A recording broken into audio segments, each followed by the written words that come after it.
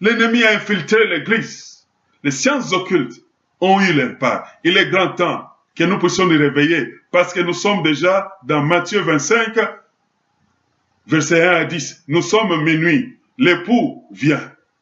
Il y a un cri qui dit, voici l'époux. Allez à sa rencontre. Ce cri-là parle encore d'Apocalypse. Il dit ceci, sortez du milieu d'elle. Toute la terre est Babylone aujourd'hui. Et le cri de Dieu nous appelle de sortir de Babylone.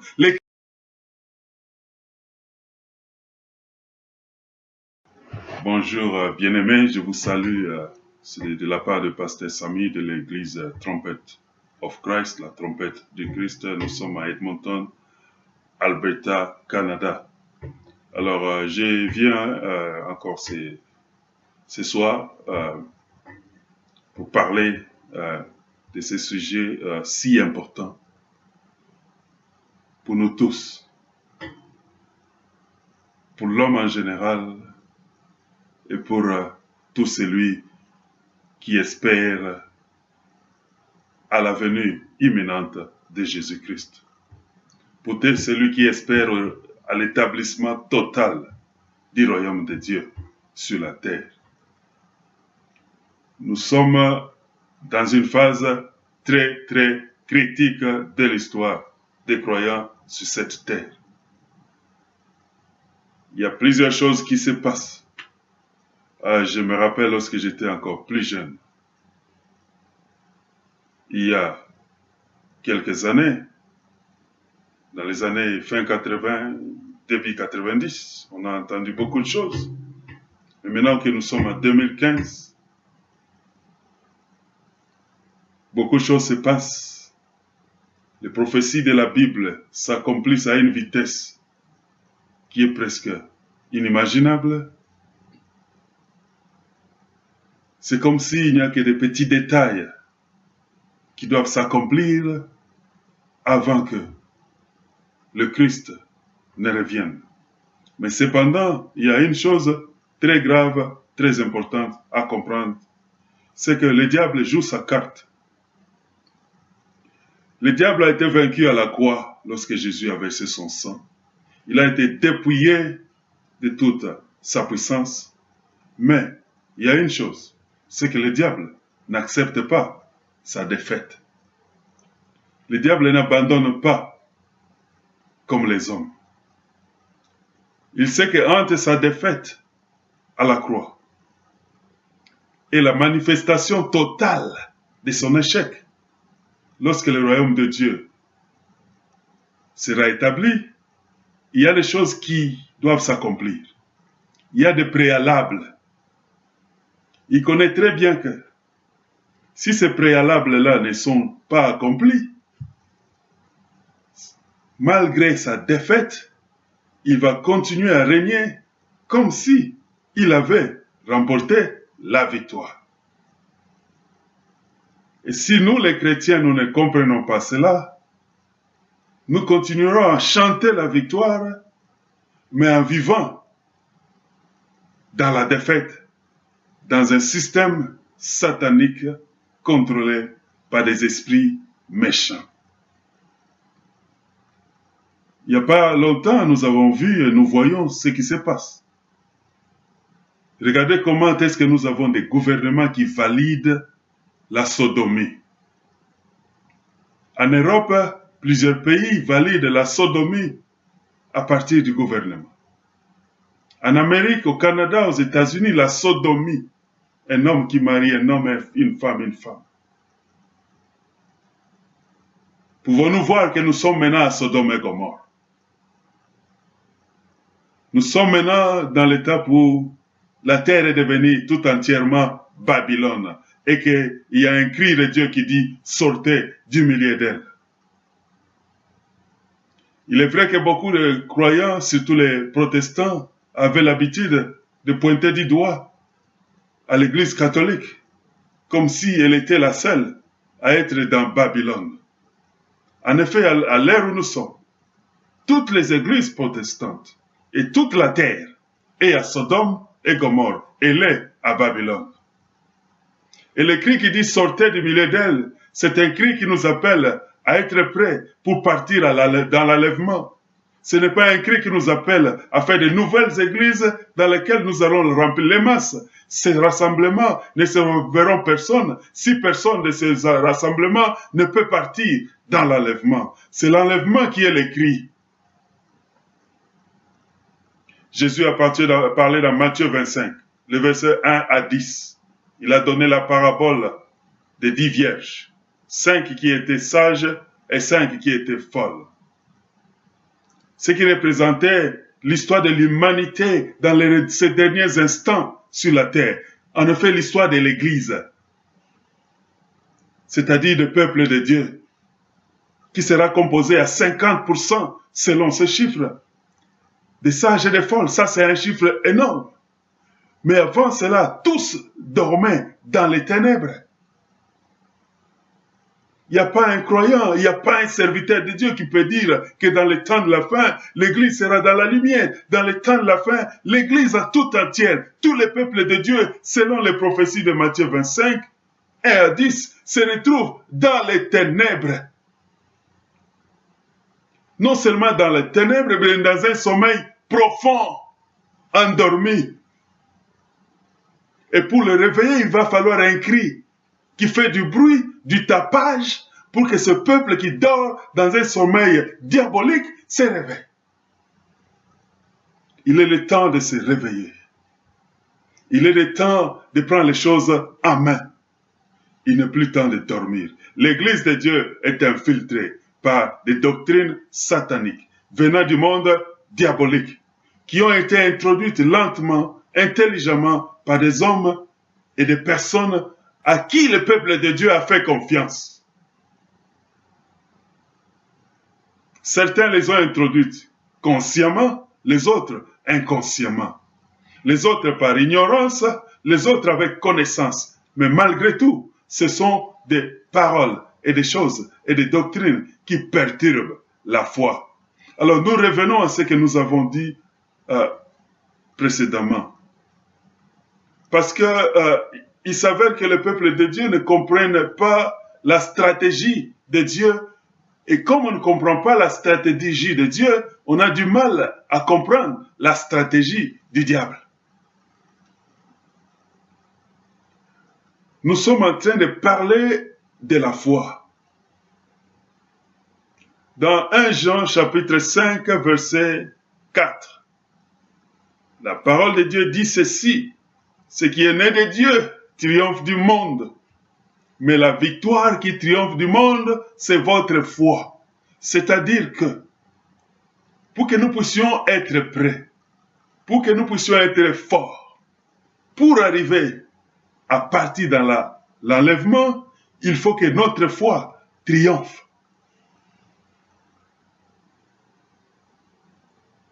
Il y a une foi, la foi a un début. Elle commence au moment où nous acceptons le Christ. Mais cette foi ne peut pas rester à ses débuts. Cette foi doit grandir. Et lorsque cette foi grandit, la personne qui est là-dedans grandit maintenant vers une spiritualité d'un homme spirituel mature. Dans Romains chapitre 10, le verset 17, il dit ceci, que la foi vient de ce qu'on entend, et ce qu'on entend vient de la parole de Dieu. C'est-à-dire que pour que notre foi grandisse, il faut que cette foi soit basée sur la parole de Dieu, pas n'importe quelle parole. Sur la prédication de la foi et pas n'importe quelle prédication. Sur le message qui vient tout droit du trône de Dieu et pas n'importe quel message. Il est impératif, obligatoire, indispensable que toi et moi, nous puissions veiller sur tout ce que nous croyons et méditons. Parce que ce que nous croyons influencera nos actions. Ce que nous croyons influencera nos comportements. Ce que nous croyons influencera notre environnement. Or, nous devons créer l'environnement du royaume de Dieu autour de nous. Mais pour que cela soit créé, il faut que notre foi soit basée sur la vraie parole, le vrai message que Dieu veut que nous puissions entendre afin qu'il influence nos vies dans la direction qui nous amène vers une maturité spirituelle totale. C'est-à-dire que nous devons grandir. Et la Bible dit que nous devons grandir et grandir jusqu'à atteindre la stature de l'homme parfaite. Et Jésus a même dit, comme votre Père céleste est parfait, vous aussi soyez parfaits. En effet, sur la terre, Dieu a mis en place des serviteurs, des prédicateurs, des pasteurs, des apôtres, des prophètes, des évangélistes et des docteurs pour qu'ils enseignent l'évangile. Pour qu'ils enseignent la parole de foi selon la vision établie par Dieu. Et toi et moi, nous tous qui écoutons, le Seigneur attend de nous le discernement. Le Seigneur attend de nous une bonne compréhension. Aujourd'hui, les sciences occultes se font enseigner dans l'Église. Au fait, l'infiltration a commencé plus longtemps et je suis là prise à vouloir dénoncer l'une des doctrines par lesquelles le diable a infiltré ce message qui nous ont pris par surprise. Il en a fait beaucoup à travers une doctrine qu'on appelle la doctrine de la prospérité. Pourquoi? Parce que la prospérité, elle est biblique.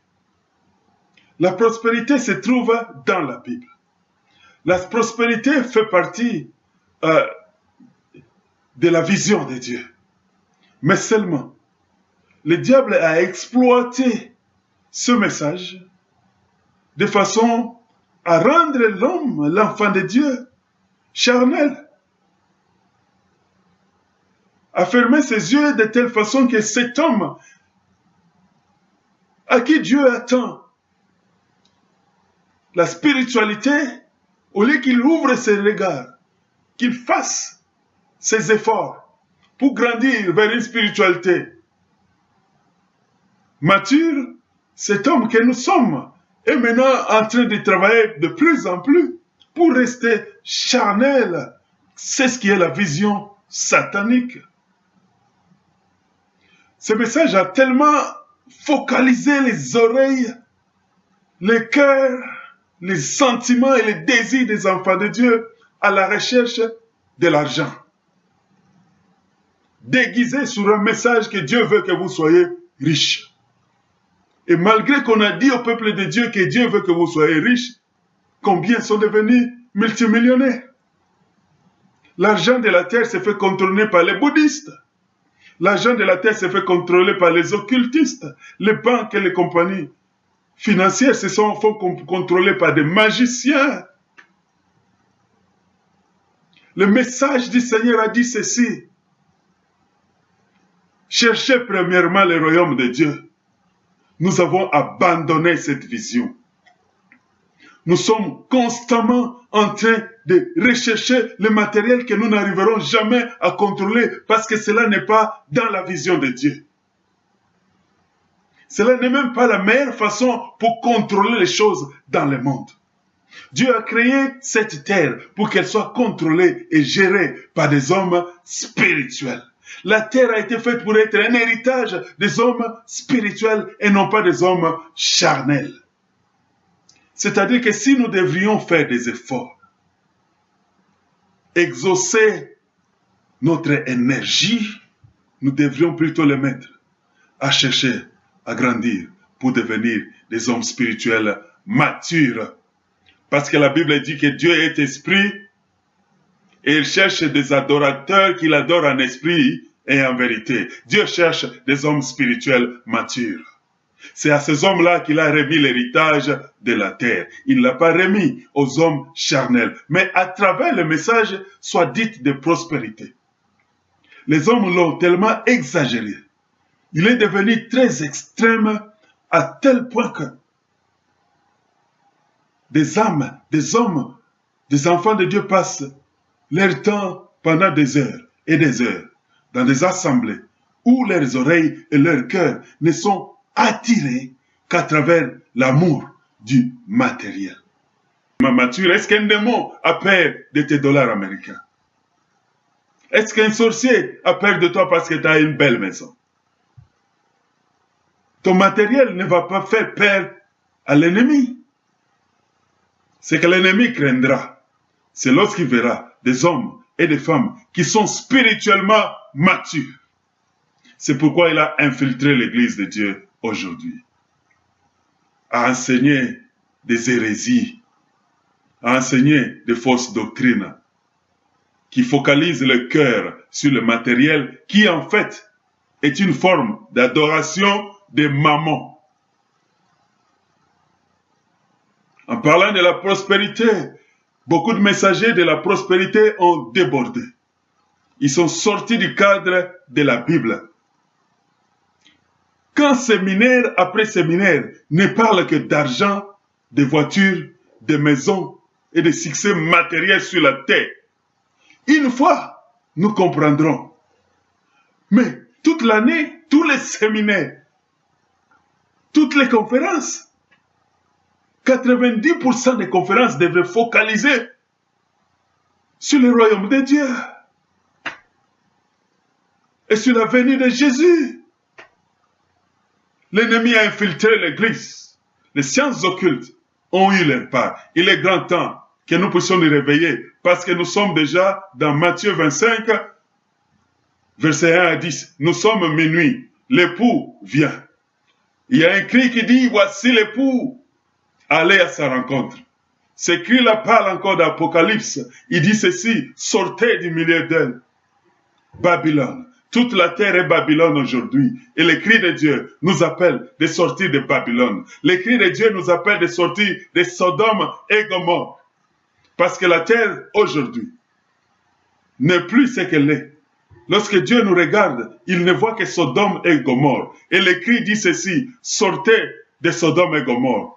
Et la seule façon de sortir, c'est à travers l'enlèvement. Mais nous vous disons ceci, toi qui dors, toi qui es dans le noir, réveille-toi parce qu'il y a un cri de Dieu qui crie. Il y a une voix qui dit ceci, sortez de Sodome et Gomorrhe. Réveillez-vous, voici l'époux. Il y a un cri qui dit, sortez du milieu d'elle.